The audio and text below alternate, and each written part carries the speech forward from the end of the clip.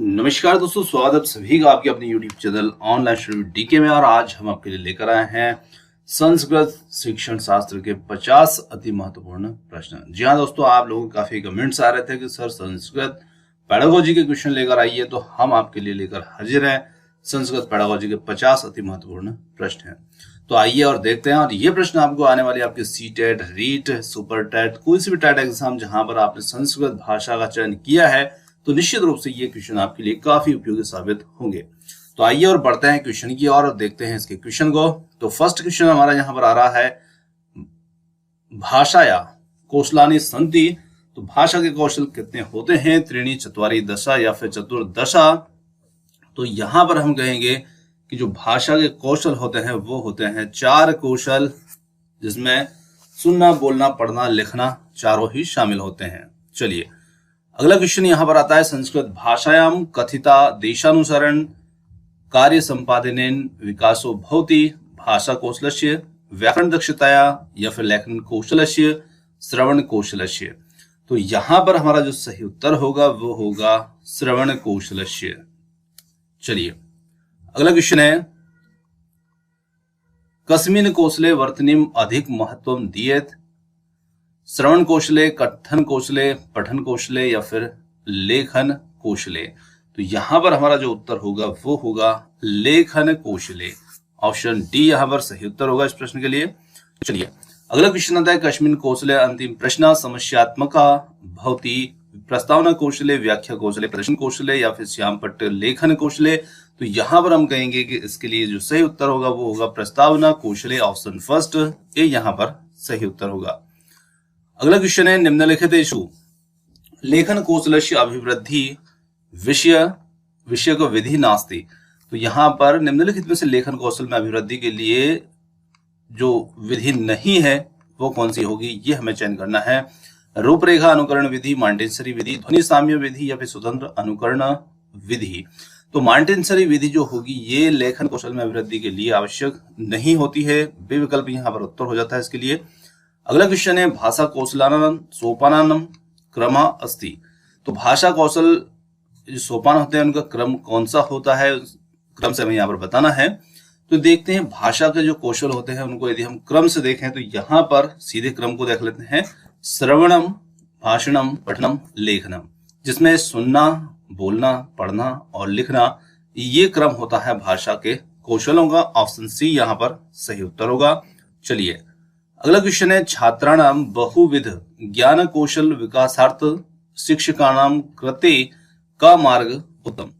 तो यहाँ पर 4 विकल्प हैं, पठन निर्देशार्थ, छात्रेभ्यः केचन प्रश्न दातव्य या फिर बी है पाठ अवबोधनार्थ, छात्रा नूतन शब्दानाम अर्थान स्मरेयु, छात्रा पाठ्यांशम अधिकृत्वा स्वयं नूतन चिंतनशीलम प्रश्नानाम निर्माणार्थ प्रेरित्वा, और डी है छात्राणां कृते अवबोधनात्मक कार्यार्थम अवसरा दात्वा।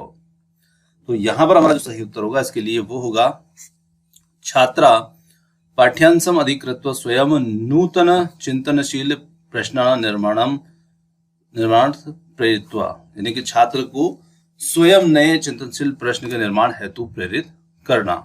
चलिए अगला क्वेश्चन आता है यहाँ पर, भाषण कौशलम मूल्यांकनार्थम अनिवार्यम संभाषणम, निरंतर श्रवणम, संवाद लेखनम या फिर भावानुगुणम पाठ्य वस्तुना विश्लेषणम। तो यहाँ पर हमारा जो सही उत्तर होगा इसके लिए वो होगा संभाषणम, क्योंकि भाषण कौशल के मूल्यांकन के लिए अनिवार्य क्या होता है? संभाषणम, यानी कि अपनी अभिव्यक्ति। चलिए अगला क्वेश्चन है, शीर्षकस्य मुख्य संबंधा भवति पाठ्यस्य मुख्य सूक्तया, संपूर्ण पाठेन या फिर मुख्य पात्रस्य कथनेन, और डी है यहाँ पर पाठ्यस्य मुख्यांशनेन। तो यहाँ पर हमारा सही उत्तर जो बनेगा वो होगा संपूर्ण पाठेन पाठेन, है ना। शीर्षक का जो मुख्य संबंध होता है वो संपूर्ण पाठ से होता है। चलिए अगला क्वेश्चन है, छात्र केंद्रिता कक्षा इत्यनेन का अभिप्राय। 4 विकल्प आपके सामने हैं, छात्र अध्यापकस्य निर्देशानाम अंतर्गत केचन छात्रा एवं अन्य छात्रान् पाठ्यन्ति। बी है सक्रिय छात्रा, निश्चेष्ट अध्यापका अध्यापिका या फिर विभिन्न गतिविधि छात्रा पठन पाठन प्रक्रिया, और डी है छात्रा कक्षा केंद्र उपविंशति। तो यहां पर हमारा जो सही उत्तर होगा छात्र केंद्रित कक्षा।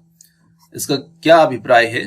तो विभिन्न गतिविधि भी छात्र पठन पाठन प्रक्रिया, छात्रों की जो पठन पाठन प्रक्रिया है उसमें विभिन्न गतिविधियों को शामिल करना, ऑप्शन सी। अगला क्वेश्चन यहाँ पर आता है लिखित अभिव्यक्ति कश्मीर न भवती, पत्र लेखन, निबंध लेखन, वाद विवाद या फिर जीवनी लेखन। तो यहाँ पर हम कह सकते हैं कि जो वाद विवाद होता है ये भाषणम अभिव्यक्ति होती है, लिखित अभिव्यक्ति नहीं होती है। तो ऑप्शन सी यहाँ पर सही उत्तर होगा। चलिए अगला क्वेश्चन आता है यहाँ पर शीर्षक वाक्येन अभिप्राय अस्ति। तो शीर्षक वाक्येन अभिप्राय अस्ति निबंधस्य मुख्य भाव काव्यस्य, निबंधस्य व शीर्षकम, सी है अनुच्छेदस्य प्रमुख विचारा, और डी है कस्यापि निबंधस्य प्रलेखस्य व उपशीर्षकम। तो यहां पर हम कहेंगे कस्यापि निबंध प्रलेखस्य व उपशीर्षकम। चलिए अगला क्वेश्चन है सामाजिक दृष्टिकोणेन शिक्षाया प्रमुख उद्देश्यम वर्तते, धनार्जनम, व्यावसायिक शिक्षा प्रदानम, अवकाश सदुपयोग या फिर डी है मानव जीवन से सर्वांगीण विकास। तो निश्चित रूप से सामाजिक दृष्टिकोण से शिक्षा का प्रमुख उद्देश्य जो होता है वो होता है मानव जीवन का सर्वांगीण विकास। ऑप्शन डी यहां पर सही उत्तर होगा। अगला क्वेश्चन है भावाभिव्यक्ति सर्वोत्तम साधन विद्यते, व्याकरणम, सूत्रम, भाषा, श्लोकम। तो यहां पर हम कहें कि भाव अभिव्यक्त करने का जो सर्वोत्तम साधन होता है वो होता है भाषा। ऑप्शन सी यहां पर इसके लिए बिल्कुल सही उत्तर होगा। चलिए अगला क्वेश्चन है संस्कृत भाषा शिक्षणाय कौशलान स्वाभाविक क्रमा विद्यते। तो अभी हमने एक क्वेश्चन देखा था वही क्वेश्चन है, उसी टाइप का क्वेश्चन है। यहाँ पर फिर हमें शिक्षण के जो कौशल है उनका स्वाभाविक क्रम देखना है। तो यहाँ पर श्रवणम, भाषणम, पठनम, लेखनम पहला ही विकल्प इसमें सही उत्तर हो जाता है। अगला क्वेश्चन है संस्कृत शिक्षण से प्रयास स्यात् ऊर्ध्वमुख, अधोमुख, अंतर्मुख, बहुमुख। तो संस्कृत शिक्षण जो प्रयास होता है वो बहुमुखी होता है। ऑप्शन डी यहाँ पर इसके लिए सही उत्तर होगा। चलिए अगला क्वेश्चन आता है दृश्य श्रव्य साधनेन प्रमुख साधनम अस्ति आकाशवाणी, पुस्तकम, दूरदर्शनम या फिर श्याम फलकम। तो यदि हम बात करें यहाँ पर दृश्य श्रव्य साधन जो प्रमुख साधन है यहाँ पर, तो वो कौन सा होगा? तो वो होगा यहाँ पर दूरदर्शनम, जो कि दृश्य श्रव्य दोनों में शामिल होगा। चलिए अगला क्वेश्चन है दृश्य साधनम सर्वोत्तम साधनम वर्तते। तो श्याम फलकम, पुस्तकम, चलचित्रम, नाटकम। तो यदि यहाँ पर हम बात करें तो देखिए अभी इसके पहले क्वेश्चन देखा था वैसे ही क्वेश्चन है, पर यहाँ पर दृश्य साधन में सर्वोत्तम साधन होगा मौजूद में से। तो यहाँ पर हम कहेंगे श्याम फलकम, जो हमारा श्याम पट्ट होता है वो, क्योंकि पुस्तकम, चलचित्रम, नाटकम ये सभी जगह उपलब्ध होना या इन सभी की उपलब्धि हमेशा बने रहना जरूरी नहीं होता, परंतु कक्षा के अंदर श्याम फलकम जो होता है ये सर्वोत्तम साधन के अंतर्गत आ जाता है। ऑप्शन ए इसमें हमारा सही उत्तर होगा। अगला क्वेश्चन है वस्तुनिष्ठाय परीक्षाएं प्रकारा भवंती, बहु समाधान प्रश्न, रिक्त स्थान पूर्णम, सत्य असत्य निर्माण या फिर उपयुक्त सर्वे। तो यहाँ पर हम कहेंगे कि इसके अंतर्गत वस्तुनिष्ठ परीक्षाएं जो प्रकार होते हैं इसके होंगे उपरोक्त सभी। चलिए उपयुक्त सर्वे। अगला क्वेश्चन आता है यहाँ पर छात्र ज्ञानात्मक क्षेत्र से परीक्षणम कर्तुम शक्येत अध्ययन परीक्षया पाठ्यपुस्तकेन भाषणेन। तो यहाँ पर कहेंगे हम परीक्षया, जहां पर छात्र ज्ञानात्मक क्षेत्र का परीक्षण करना है तो हम परीक्षा लेते हैं। चलिए अगला क्वेश्चन आता है गीत नाट्य पद्धति भौतिक, गद्य शिक्षणे, पद्य शिक्षणे, व्याकरण शिक्षणे, रचना शिक्षणे। तो यहाँ पर हमारा सही उत्तर होगा पद्य शिक्षणे। गद्य नाट्य गीत नाट्य पद्धति जो होती है वो पद्य शिक्षण के लिए है। अगला क्वेश्चन यहाँ पर है अर्थ ग्रहणार्थ सर्वाधिक उपयुक्त पठनम भौतिक, चित्र पठनम, शब्द पठनम, सस्वर पठनम, मौन पठनम। तो देखिए अर्थ ग्रहण करने के साथ पढ़ना ये सर्वाधिक उपयुक्त होता है। किसमें? चित्र पठनम, शब्द पठनम, स्वस्वर या मौन पठनम। तो मौन पठन जब हम करते हैं तो वहां पर हम अर्थ ग्रहण करते हुए पढ़ते हैं। ऑप्शन डी यहाँ पर सही उत्तर होगा इसके लिए। चलिए अगला क्वेश्चन आता है यहाँ पर पद्य शिक्षण से प्रमुख अंग अस्ति भावबोध, शब्दार्थ बोध, सरलार्थ बोध या फिर डी है पठन बोध। तो यहां पर हम कहेंगे भाव बोध। पद्य शिक्षण से प्रमुख अंग होगा यहाँ पर भाव बोध। चलिए अगला क्वेश्चन है अवयव कृति इति कस्य शिक्षण विधि, व्याकरणस्य, आख्यायिका, रूपकस्य या फिर काव्यस्य।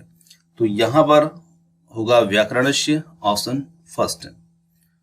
अगला क्वेश्चन है नवीन शिक्षण पद्धतियां व्याकरणम शिक्षणस्य सर्वाधिक उपयुक्त विधि मन्यते, पारायणम, सूत्र कंठस्थीकरणम, आगमन निगमन या फिर डी है अर्थावबोधनम। तो यहाँ पर नवीन शिक्षण पद्धति व्याकरण शिक्षण की तो सर्वाधिक उपयुक्त जो मानी गई है वो हमें इसमें देखना है। तो वो यहाँ पर होगा आगमनम निगमनम। चलिए अगला क्वेश्चन आता है आदर्श वाचनस्य प्रयोजनम अस्ति, श्रुत लेखनम, उच्चारण शिक्षण, त्रुटि संशोधनम या फिर कंठ निवारणम। तो यहाँ पर हम कठिन्य निवारणम है ना। तो यहां पर हम कह सकते हैं कि जो उच्चारण शिक्षणम होता है, आदर्श वाचनम का प्रयोजन जो होता है उच्चारण शिक्षणम।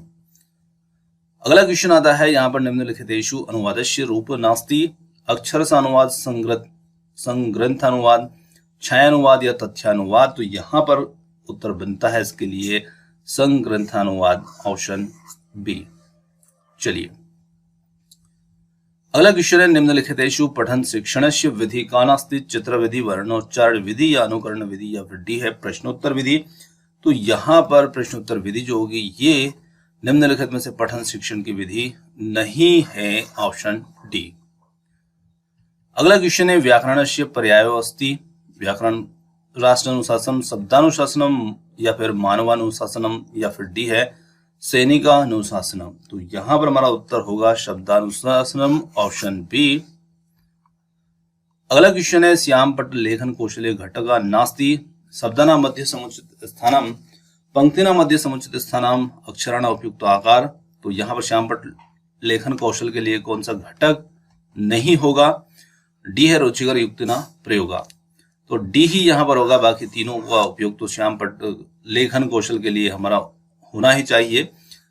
ऑप्शन डी यहाँ पर रुचिकर युक्तिना प्रयोगा, ऑप्शन डी।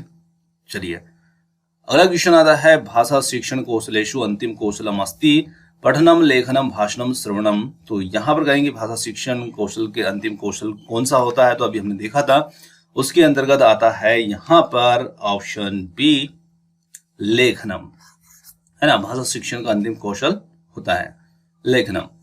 विचार संप्रेष्य प्रभावी माध्यमों अस्ति, अभिव्यक्ति शैली कौशलम भाषा।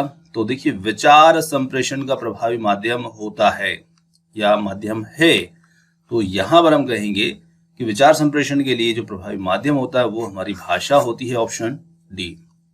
चलिए अगला क्वेश्चन है यहाँ पर एनसीईआरटी इति संस्था कस्मिन् क्षेत्रे कार्य करोति, राष्ट्रीय शिक्षा क्षेत्र या फिर राष्ट्रीय शिक्षिकानुसंधानम प्रशिक्षण परिषदा। तो बिल्कुल ऑप्शन बी यहाँ पर सही उत्तर बन जाएगा इसके लिए। चलिए अगला क्वेश्चन आता है यहाँ पर त्रिभाषा सूत्रे संस्कृतस्य स्थानम वर्तते, वैकल्पिकम, अनिवार्यम, आवश्यकम या फिर नास्त्येव। तो यहां पर कहेंगे वैकल्पिकम, ऑप्शन ए। चलिए अगला क्वेश्चन आता है उपचारात्मक शिक्षणेन किम भवति, छात्राणां त्रुटि निवारणम, पठनस्य पुनः अभ्यास, लेखन कलासु निपुणता या फिर डी है सर्वे। तो यहां पर उत्तर होगा सर्वे। उपचारात्मक शिक्षण के लिए हम क्या कर सकते हैं। चलिए अगला क्वेश्चन आता है लेखन कलाया अत्यधिक महत्तम वर्तते, मंचेषु, नाट्यस्थलेषु या फिर गृहेषु या फिर विद्यालयेषु। तो लेखन कला का सबसे अधिक महत्व जो होता है वो होगा ऑप्शन डी, विद्यालयेषु, ऑप्शन डी। अगले क्वेश्चन के हो जाते हैं संस्कृत भाषाया कति वेदा संति, सप्त, पंच, दश, चत्वारा। तो इसमें हो जाएगा चत्वारा, 4 वेद होते हैं संस्कृत भाषा के अंतर्गत, ऑप्शन डी। चलिए अगला क्वेश्चन आता है अनुवाद शिक्षणस्य उद्देश्यमस्ति, छात्रेषु लेखन कौशल लेखनस्य योग्यता उत्पादनम, छात्राय शब्द भंडारस्य अभिवर्धनम और सी है शब्दकोशस्य वृद्धि भवति, डी है सर्वमपि। तो यहां पर उत्तर होगा हमारा ऑप्शन डी, सर्वमपि। चलिए अगला क्वेश्चन है संस्कृत भाषा शिक्षण से प्रथम कौशल विद्यते श्रवणम पठनम संभाषणम लेखनम। तो यहाँ पर उत्तर हो जाता है श्रवणम, सुनना पहला कौशल होता है। चलिए अगले क्वेश्चन की ओर बढ़ते हैं। बुनियादी शिक्षा के प्रवर्तिता राजेंद्र प्रसाद महोदय, एन गोपाला स्वामी द्वारा, डॉक्टर सुनीति कुमार चटर्जी द्वारा या महात्मा गांधी महोदय। तो बुनियादी शिक्षा को महत्व दिया है, बढ़ावा दिया है महात्मा गांधी महोदय। ऑप्शन डी यहाँ पर उत्तर होगा। अगला क्वेश्चन आता है मौखिक परीक्षा प्रकाराणि सन्ति। मौखिक परीक्षा के प्रकार होते हैं शालका परीक्षा, शास्त्रार्थम, भाषणम या फिर सर्वाणी। तो यहाँ पर हम कहेंगे विकल्प डी, ये सभी ही जिसमें संभाषणम, शास्त्रार्थम, शालका परीक्षा सभी शामिल हो जाते हैं, ये मौखिक परीक्षा के प्रकार के अंतर्गत शामिल होते हैं। ऑप्शन डी यहाँ पर हमारा सही उत्तर होगा। अगला महत्वपूर्ण क्वेश्चन है श्रवण कौशलस्य प्रमुख साधनम अस्ति श्याम पट्टा पुस्तकम गुरुमुखम चित्रम। तो यहाँ पर हमें देखना है श्याम श्रवण कौशल प्रमुख साधन होता है, श्रवण कौशल का प्रमुख साधन। तो यहाँ पर होगा ऑप्शन सी गुरुमुखम। चलिए अगले क्वेश्चन की ओर जाते हैं। अगला क्वेश्चन है संस्कृत शिक्षणे कानि उपकरणानि प्रयुक्तानि सन्ति। केवल श्रव्य उपकरणानि, केवल दृश्य चित्राणी या फिर दृश्य श्रव्योपकरणानि। तो यहाँ पर हम कह सकते हैं कि संस्कृत शिक्षण के अंतर्गत हम कौन कौन से उपकरणों का प्रयोग कर सकते हैं। तो यहाँ पर हम कर सकते हैं दृश्य श्रव्य उपकरणानि। ऑप्शन डी यहाँ पर सही उत्तर होगा। अगला क्वेश्चन आता है यहाँ पर संस्कृत शिक्षणे मौखिकाभिव्यक्ति साधनमस्ति कविता पाठ कथाभाषणम चर्चा परिचर्चा सर्वे। तो यहाँ पर कहेंगे मौखिक अभिव्यक्ति के साधन के रूप में इन सभी का उपयोग कर सकते हैं। यहाँ पर ऑप्शन डी बन जाएगा इसके लिए सही उत्तर। अगला क्वेश्चन आता है आगमन विधो भवति अनुवादनम प्रथम उदाहरणी तदंतर नियमकरणम, और सी है प्रथम नियमकरणी तदंतरम उदाहरणी, और डी है व्याख्या। तो यहाँ पर उत्तर बन जाता है इसके लिए विकल्प बी प्रथम उदाहरणानि तदंतर नियमकरणी। तो आगमन विधि में प्रथम पहले उदाहरण और बाद में नियम। चलिए अगला क्वेश्चन आता है व्याकरण शिक्षण से सर्वाधिको उपयुक्त विधि मन्यते। पाठ्य पुस्तक विधि, अनुवाद विधि, आगमन निगमन विधि, मौखिक विधि। तो यहाँ पर कहेंगे हम व्याकरण शिक्षण के लिए सबसे ज्यादा उपयुक्त विधि मानी जाती है वो होगी यहाँ पर आगमन निगमन विधि। Option C. चलिए प्रत्यक्ष वेदो किम न क्रियते व्याकरणस्य शिक्षणम पुस्तकम प्रयोगम मातृभाषा प्रयोगम दृश्य श्रव्य साधनम प्रयोगम।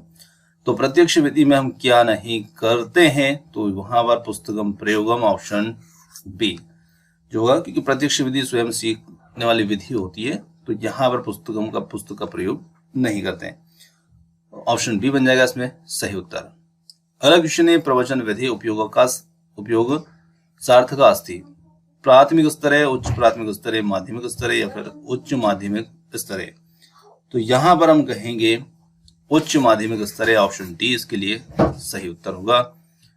अगला क्वेश्चन आता है संस्कृत शिक्षणे महत्वपूर्ण पद्धति वर्तते प्रवचन पद्धति, व्याख्या पद्धति, चित्र लेखन पद्धति या फिर डी है वाचन पद्धति।